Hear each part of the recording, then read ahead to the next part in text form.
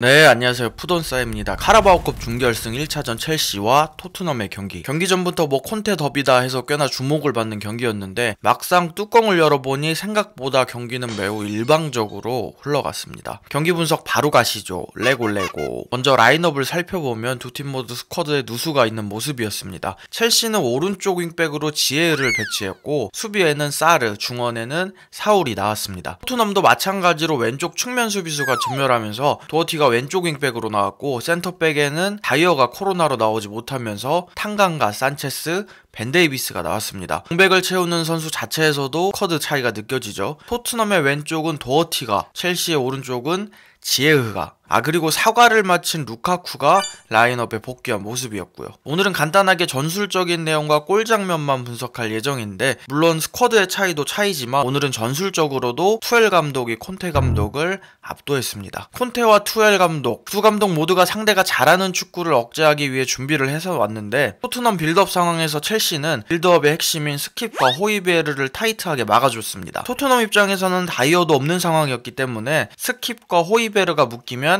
사실상 빌드업 자체가 어려웠고 그러다 보니까 토트넘이 잘 안 될 때 나오던 롱볼 전개가 많이 나왔습니다. 물론 콘테 감독도 그냥 아무 준비 없이 경기에 나온 건 아니고 조르지뉴한테 모우라를 붙이면서 첼시의 빌드업을 억제하려고 했는데 여기서 스쿼드의 차이가 분명히 보였죠. 첼시는 조르지뉴가 묶여도 충분히 빌드업을 할 수 있는 팀이었습니다. 전반 4분 첼시의 선제골 장면. 토트넘 입장에서는 이른 시간에 나온 치명적인 실점이었고 첼시 입장에서는 이른 시간부터 나온 전술적인 부분이 성공한 득점 장면이었습니다. 오늘 첼시는 수비 상황에서 중원에 두 줄을 만들면서 압박을 진행했는데 그러다 보니까 그 사이로 공이 들어오면 순간적으로 에워싸는 모습이 나왔습니다. 손흥민 선수에게 공이 가자 순간적으로 첼시 중원 선수들이 손흥민을 둘러싸는 모습. 손흥민 선수는 일단 키핑을 위해 백패스를 하고 호이베르도 압박에 못 이겨 백패스. 결국 그 공이 반대편에 있는 탕강가한테까지 가는데 탕강가가 여기서 실수를 합니다. 탕강가의 패스가 알론소한테 끊기고 알론소는 하베르츠에게 스루 패스. 이후 하베르츠 슛이 산체스 발 맞고 들어갑니다. 참고로 경기 종료 이후 하베르츠 득점으로 기록이 된 것 같더라고요. 확실히 강팀하고 경기를 하니까 압박 상황에서 대처가 미흡한 모습이 나오는 토트넘. 첼시 입장에서는 전형적인 상대 실수를 이끌어낸 득점 장면이었습니다. 그리고 투엘 감독은 공격 상황에서 두 가지 눈에 띄는 전술적인 부분을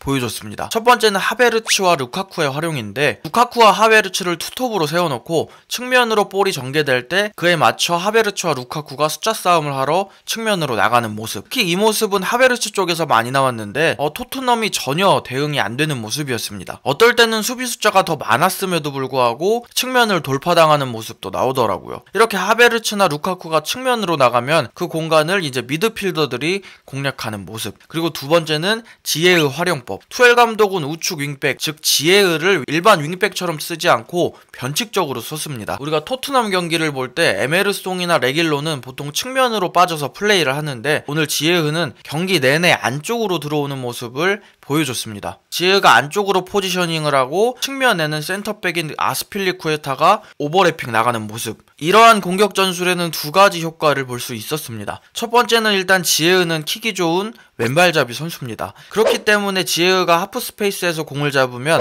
날카로운 크로스 공격이 나왔고 좀 더 중앙에서 공을 잡으면 과감한 중거리 슛이 가능했습니다. 그와 동시에 아스필리쿠에타까지 올라와 버리니까 이걸 막으러 결국에는 손흥민 선수가 내려옵니다.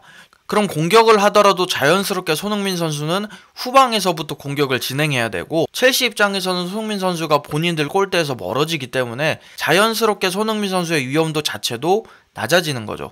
한마디로 공격이 최선의 수비다 이런 느낌? 그러다 보니까 손흥민 선수는 우리 골대를 보면서 공을 잡는 경우가 많았고 첼시 선수들에게 계속 잡히면서 공을 뺏기는 장면이 많이 나왔습니다. 물론 그럼에도 불구하고 모우라, 케인, 손흥민 이 3명 중에는 가장 적은 포제션 로스트를 기록했습니다. 전반 33분 첼시의 추가골, 도어티의 패스를 지에가 끊어낸 이후 곧바로 루카쿠에게 역습을 전개합니다. 수비하는 과정에서 산체스가 루카쿠에게 파울을 하는데 이후 프리킥 장면에서 토트넘 자책골이 나옵니다. 탕강가가 헤더로 클리어한다는 게 벤데이비스 맞고 그대로 골. 첫 번째 실점이 실수에 의한 실점이라면 두 번째 실점은 사고에 가깝죠. 두 골 모두 다이어 대신 나온 탕강가가 관련이 있네요. 다이어의 공백을 느끼는 날이 오다니. 이게 토트넘 스쿼드의 현실인 것 같습니다. 이렇게 토트넘은 슛 하나도 기록하지 못한 채 전반전을 마쳤고 두 감독 모두 하프타임에 교체를 진행했습니다. 투엘 감독은 하베르츠를 빼고 베르너를 투입, 득점이 필요한 토트넘을 상대로 침투가 좋은 베르너를 넣는 거죠.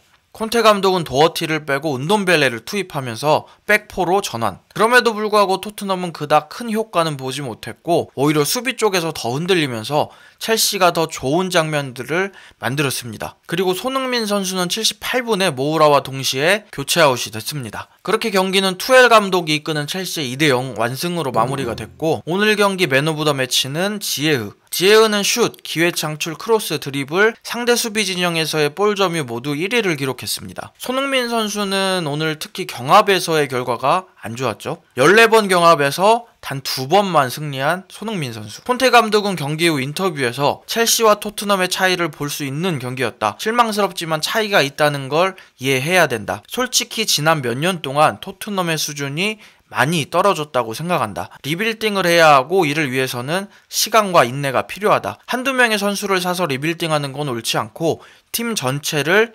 발전시켜야 된다. 실망감과 동시에 앞으로 어떻게 해야 될지 다시 한번 강조하는 인터뷰였습니다. 토트넘의 다음 경기는 9일 일요일 저녁 11시 모컴FC와의 경기입니다. 참고로 모컴FC는 3부 리그 팀이기 때문에 간만에 주전 선수들의 휴식이 예상됩니다. 부족한 영상 봐주셔서 감사합니다.